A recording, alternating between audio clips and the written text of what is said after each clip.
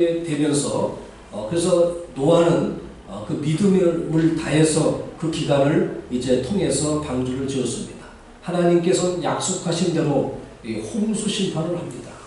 정말 강박하고 이 1600년 동안에 하나님께서 소망했던 그 복귀를 하시려고 했지만 사람들은 생각조차도 악한 생각만 하는 그런 세상을 더 이상 두고 볼 수가 없어서 하늘은 홍수 심판을 하게 됩니다.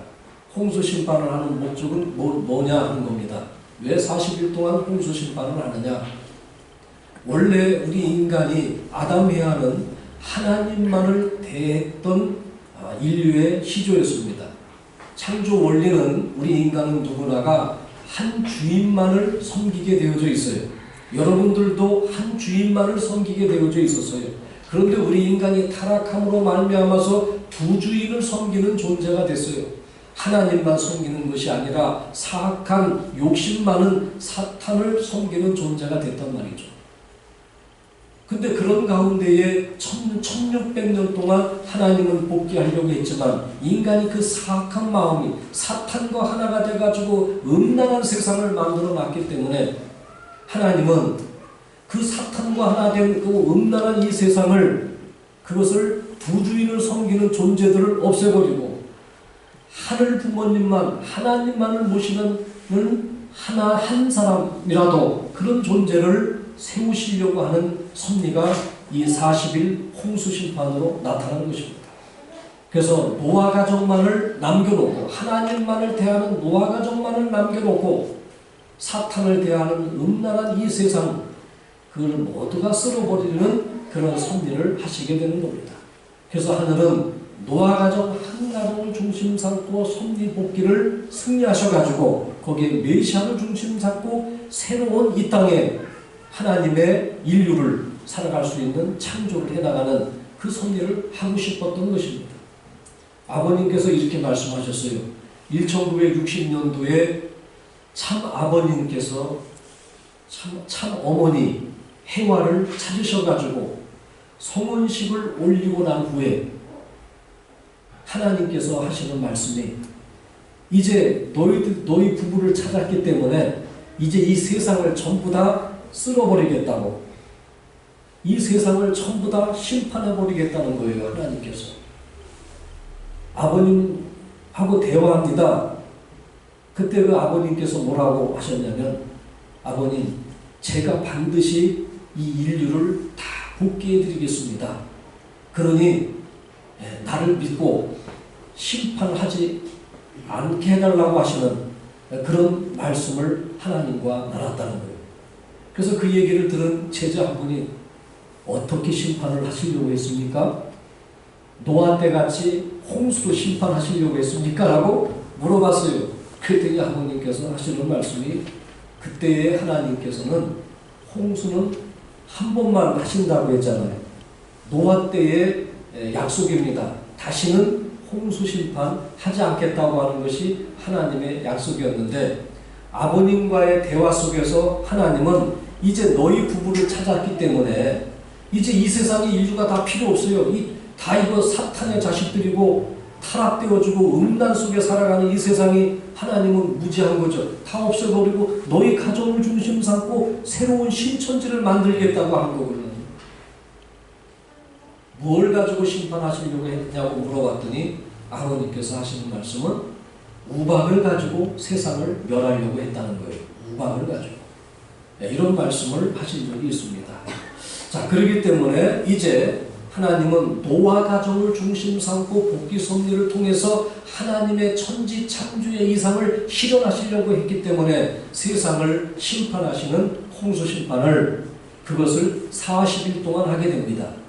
왜 30일도 아니고 100일도 아니고 10일도 아니고 40일을 홍수 심판을 하셨는가 하는 것입니다.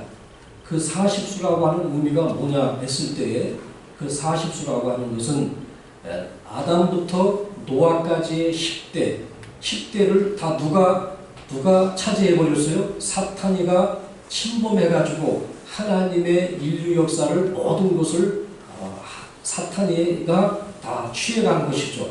하나님이 다 잃어버렸단 말이죠. 그것을 복귀하려면 각 대에 하나님은 완성수가 사수 아닙니까? 사위기대를 이루어야 되는 거예요.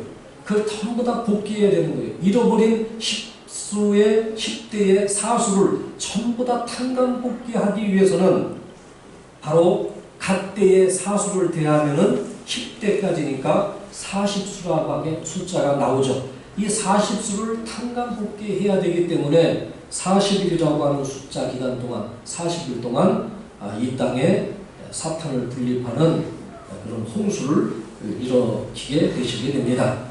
이렇게 소생기부터 완성수까지 10수죠. 10수는 완성수고 귀일수입니다. 각 단계마다 사위기대를 이루어야 되기 때문에 이 40일은 바로 우리가 잃어버린 하나님께서 사탄한테 빼앗겨버린 그 수를 완성수를 복귀하는 탐관기간이 40일이었다. 40일 동안 노아를 중심 삼고 이제 홍수 심판을 하시게 되는 것입니다. 그래서 이 40수는 이 이후부터는 믿음의 기대를 복귀하기 위한 사탄의 분립수가 이게 40수가 되는 것입니다. 그래서 노아부터 아브라함까지도 400년, 애굽 노정 400년, 또 로마 박해시대 400년, 모세의 금식 40일, 가나안 정탐 40일, 또 광야 노정 40년, 사울왕, 다윗왕, 솔로몬왕 다 즉위기간이 40년이죠. 그 다음에 엘리야의 금식 40일, 그 다음에 예수님 부활의 기간 40일. 이렇게 성경에 보게 되면은 40수가 상당히 많이 나오게 되는데 이것은 뭐냐면 믿음의 기대를 쌓기 위한 사탄의 분립수, 사탄을 분립하기 위해서는 이 40수라고 하는 기간을 통과해야 되는 것입니다. 그런 의미에서 40일 홍수 심판은 선과 악을 분립하는 하나님의 섭리였다는 것입니다. 이렇게 해서 40일 동안 홍수 심판을 하시게 됩니다. 하나님께서는 방주를 지어라. 그래서 방주를 120년을 짓고 그리고 홍수 심판을 선언하십니다. 그래서 많은 사람들에게 가서 홍수 심판이 이루어진다. 그 기간을 7일 동안 미리 예정을 하세요. 미리. 7일 후에는 오늘부터 홍수 심판이 아닙니다. 다 그 징조를 미리 알려주는 거죠. 백성들에게. 그래서 7일 동안은 이제 7일 후에는 홍수 심판을 한다라고 노아의 가정에게 알려주고 노아는 만백성에게 홍수 심판이 있음을 가서 이야기하지만 누구도 이 7일 동안에 이 얘기를 듣는 자가 없었던 겁니다.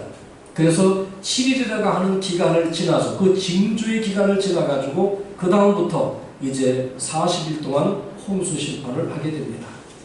그 홍수 심판을 하고 난 이후에 40일, 이 홍수 심판의 40일 기간은 어떤 입장이냐면 하나님이 천지를 창조하는 그 혼돈 기간과 같은 겁니다. 혼돈 기간.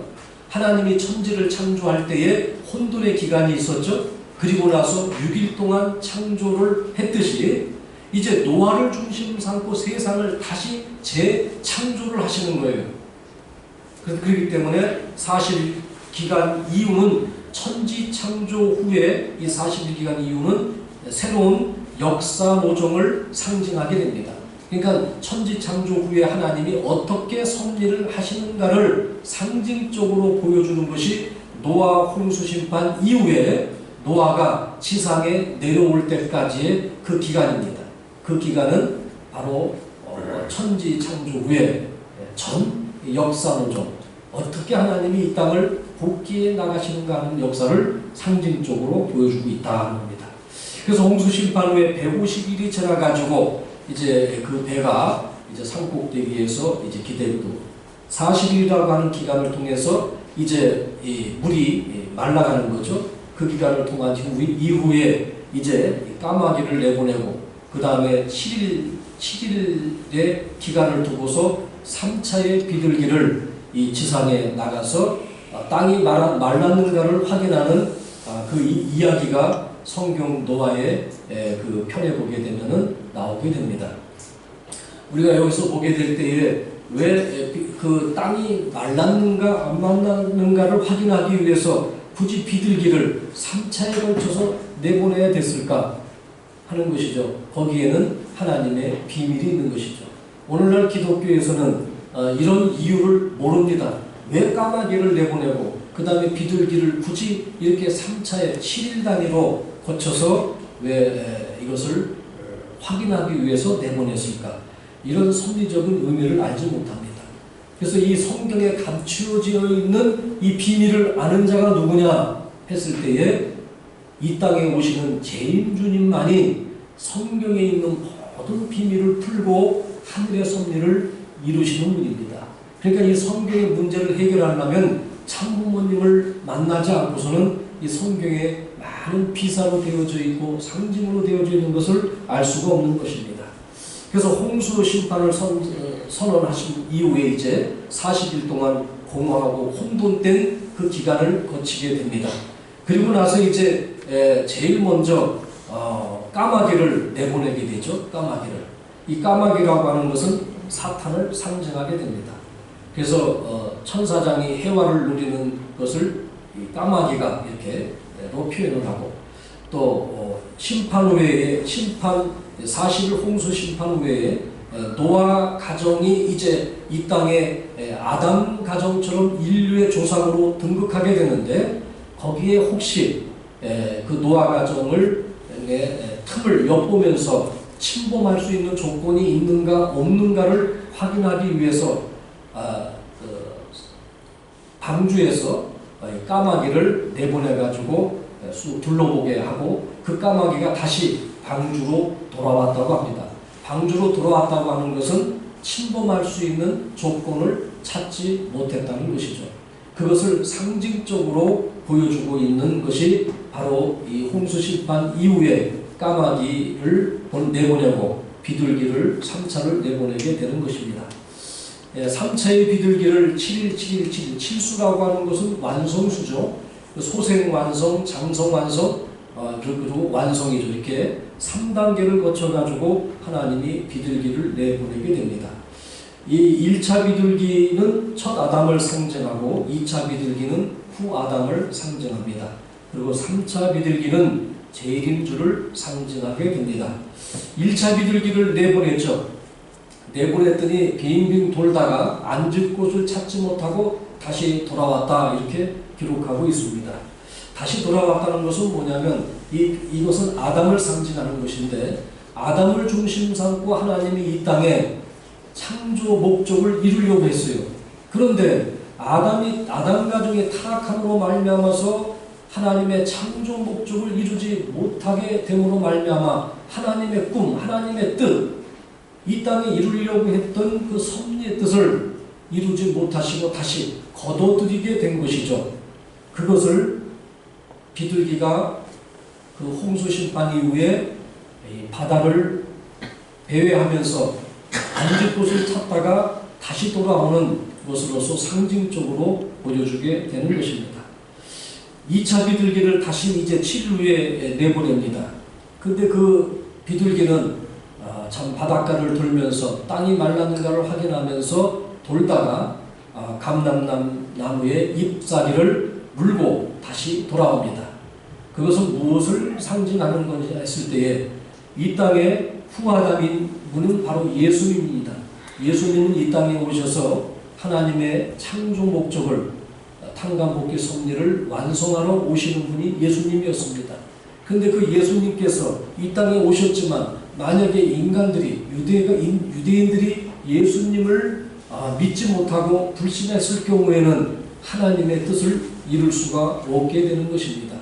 바로 이처럼 그 이후에 오신 예수님께서 참부모가 되셔서 이런 하늘의 뜻을 이루시고 이 땅에 천국을 이루어야 할 사명자로 보냄을 받았지만 이 땅에 있는 인간들의 책임 여하에 따라서 달라질 수 있기 때문에 나뭇잎만 물고 왔다고 하는 것은 하나님의 구원 섭리, 영육 아울은 인간을 구원하려고 했던 그 섭리 가운데 다 뜻을 이루지 못하고 온다고 하는 것을 상징적으로 보여주고 있는 것입니다. 3차 비둘기는 이 땅에 이제 나와가지고 배회하다가 돌아오지 않았다라고 합니다. 성경에 보면은 돌아오지 않았다. 돌아오지 않았다는 것은 땅에 안착했다는 것이죠. 그것은 뭐냐 하면 이 땅에 오시는 재림주님은 이제 하나님의 뜻을 지상에 이루어가지고 창조 이상을 실현하게 된다는 것을 상징적으로 보여주는 것이 이 3차 비둘기의 섭리였다는 것입니다. 이것을 통해 가지고 우리의 앞으로의 하늘의 섭리는 반드시 이 재림 메시아 때는 이 땅에 하나님의 창조 목적 그리고 복귀 섭리를 완성하게 된다는 것을 그 천지 창조 이후의 섭리를 보여주게 되는 것입니다. 자, 이렇게 해서 이제 노아를 중심 삼고 믿음의 기대를 노아가 방주를 120년 동안 뜻 앞에 잘 믿음으로 세움으로 말미암아서 노아는 이제 그 믿음의 기대를 승리하게 됩니다. 그렇게 승리한 그 터전 위에 이제는 실체 기대를 통해 가지고 이제 하늘 앞에 메시아를 이제 우리가 맞이할 수 있는 기대를 세워야 됩니다. 실체 기대에 있어서 중심 인물은 노아 가정의 차자인 함이 됩니다. 그래서 이 노아의 아들 함과 셈과 함을 각각 가인과 아벨의 위치에 놓고 거기에서 타락성을 벗는 복귀 섭리를 이루어가지고 탄감 복귀를 이루어가지고 둘이 하나가 되게 되면은 실체 기대가 이루어지는 것이죠. 그러면 실체 기대의 중심 인물의 함은 자기가 실체 기대의 중심 인물이 되려면 믿음의 기대를 승리한 노아의 그 믿음의 그 심정, 그 정성을 상속받아 가지고 아벨의 그 정성의 그 입장을 복귀해야 되는 것입니다.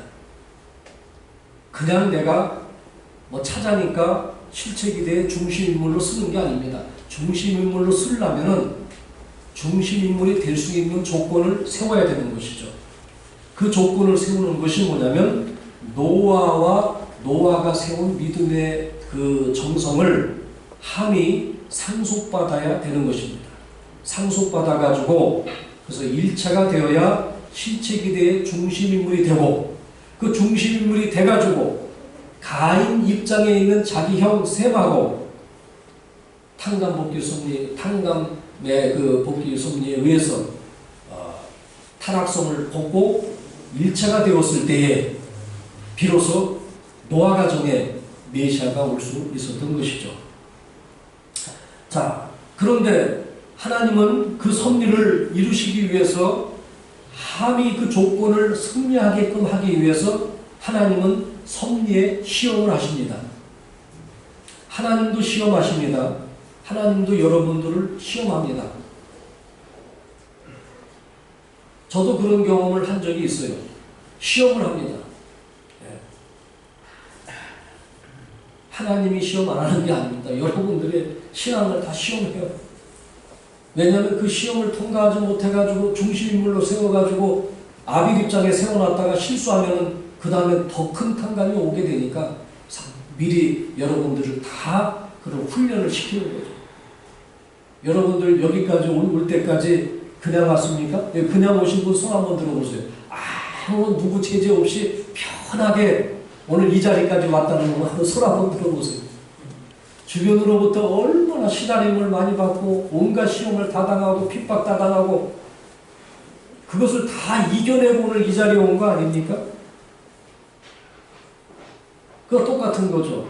함도 자기가 중심인물이 되려면 그냥 될 수 없는 거예요. 하나님은 그 함이 중심인물이 될 수 있는 조건을 시험을 하시는 거예요. 섭리적인 시험을 하시는 거예요. 그래서 성경에 보게 되면은 창세기 9장 20절에 이제 함을 실체 기대의 중심인물로 세우기 위해서 하나님이 함을 시험하시는 거예요. 그래서 그 당시에 노아가 땅에 내려와서 한 일은 뭐냐면 포도 농사를 지었어요. 그 포도 농사를 져가지고 이제 포도를 따가지고 그거를 먹고는 그 술을 담가서 먹었던 거죠. 그러니까 이 포도주라고 하는 것은 노아 때부터 있었던 거예요. 그거를 마시고 말이죠. 취해가지고 그 포도주를 먹으면 그 열이 많이 나니까 옷을 다 벗고 나체로 포도밭에 장막 속에 누워 있었던 겁니다. 근데 그것을 누가 보게 만드냐면 셈이 보게 만드는 것도 아니고 그 동생 야벳을 보게 하는 것이 아니라 누가 함이 거기를 가게 만듭니다. 그게 하나님의 시험이죠. 그 함이 가가지고 장막 안에서 딱 들어가 봤더니 아니 자기 아버지 노아가 나체로 술에 취해서 누워있는 것을 발견하게 됩니다. 그 발견했을 때에 함이 어떤 마음을 갖느냐가 이게 이제 하나님이 마음을 조으면서 바라보는 거예요. 그때 함은 어떻게 했다고 그랬어요? 성경의 기록에 창세기 9장 20절 이하에 보게 되면 그 아버지가 빨개벗고 참 나체로 술이 취해서 있는 그 모습을 바라보고 부끄럽게 생각했다는 거예요. 우리 아버지가 나체로 그것도 술을 먹고 저렇게 있으니 너무 부끄럽다 이게 창피했다 이거예요. 그래가지고 자기 집에 가가지고 자기 형하고 동생을 선동했다. 아버지가 말이야 술에 취해가지고 저게 뭐냐고 자기 형하고 동생하고 참 선동해가지고 그 덮을볼을 가지고 와서 그것도 가서 그냥 덮은 게 아니에요. 어떻게 들어갔다고 되어 있어요. 뒷걸음 쳐가지고 안 쳐다보고 부끄러워서 안 쳐다보고 뒷걸음질 해가지고 가서 그것을 볼을 덮고 이렇게 해서 아버지를 들어서 자기 집에 모셨다고 되어져 있습니다. 술에 취했던 노아가 이제 술이 깨가지고 일어나서 이게 어떻게 된 거냐? 내가 왜 여기 와 있느냐고 묻습니다. 그때에 함이 부끄러움을 가지고 아버지를 이렇게 이 방에 모셨다고 하는 이야기를 그 이야기를 들은 노아는 격양이 돼가지고 분노해서 자기 아들 그 차장인 함에게 진노해서 뭐라고 얘기했다고 했어요? 너는 네 형제의 종에 돼가지고 400년 동안 고역살이를 하리라 하고 하는 분노의 표시를 그 아들에게 네가 왜 이런 일을 이렇게 했느냐고 하는 말이죠. 그 나무라고 책망하면서 그렇게 말씀을 했다고 기록에 나옵니다.